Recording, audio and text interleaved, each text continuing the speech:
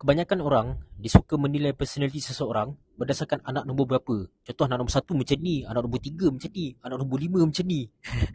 Okay, first kali kita kena tahu bukan kita yang pilih.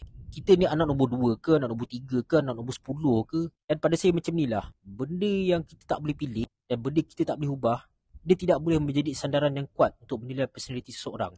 Mungkin dia menilai berdasarkan cara mak bapak layan anak nombor 1 macam ni, anak nombor 2 macam ni, anak nombor 3 macam ni, anak nombor 4 macam ni kan. Anak tengah macam ni, anak bongsu macam ni kan. Tapi ada je parenting cara yang berbeza.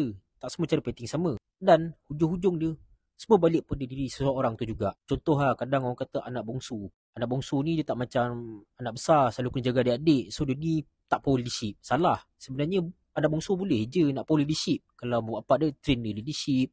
Dan dia sendiri pun cuba cari inisiatif untuk latih leadership. Nampak? So maksudnya personality dan karakter seorang ni, dia boleh improve dan berubah dengan improve dia punya attitude. So jangan jadikan benda yang kita tak boleh kawal. Contoh, anak nombor berapa, oh ini personality aku, sampai mati aku macam ni. Tak, salah sebenarnya.